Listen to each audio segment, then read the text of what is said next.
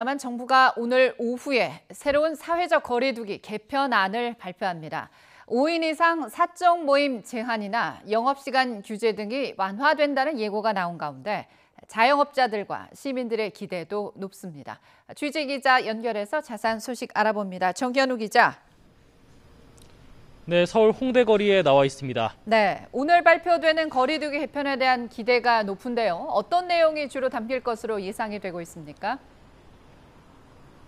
네, 제가 나와 있는 이곳 홍대거리 평일 저녁이나 주말이면 인파가 꽤나 몰리는 곳입니다. 하지만 밤 10시만 되면 식당이나 매점 등 영업 등이 멈추게 되고 인파가 한 번에 빠져나가는 모습을 쉽게 볼 수 있는데요.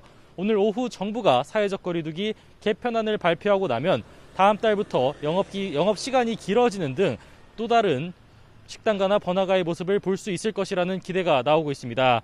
앞서 정부는 상반기에 1,300만 명이 백신 1차 접종을 마치고 하루 평균 확진자 숫자가 세 자릿수에 머물게 되면 새로운 거리두기 개편안을 적용할 수 있다고 밝혔습니다. 최근 신규 확진 숫자가 500명대 안팎을 기록하고 있고 지금까지 1,500만 명 이상이 백신 접종을 맞은 만큼 해당 조건은 충족된 셈입니다. 거리두기 개편안은 현행 5단계와 달리 4개 단계로 구성될 것으로 예상됩니다. 새로운 거리두기 단계에선 하루 확진자가 1,000명 미만으로 관리되면 2단계가 적용될 것으로 보이는데요. 개편안 2단계에선 지금 적용되는 5인 이상 집합금지나 다중이용시설 영업, 밤 10시 제한 등 각종 조치가 완화됩니다.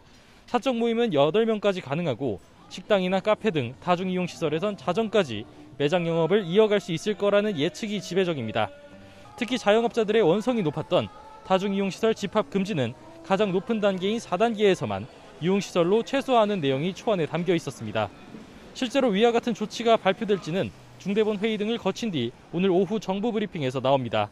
다만 전체 확진자의 70% 정도가 집중된 수도권과 비수도권의 지역의 거리두기 단계는 다르게 적용될 수 있다는 전망도 나옵니다. 개편안이 적용되면서 나오는 혼란을 줄이기 위해 이행 단계를 설정할 수 있다는 관측도 나오고 있습니다. 지금까지 서울 홍대 거리에서 YTN 정현우입니다.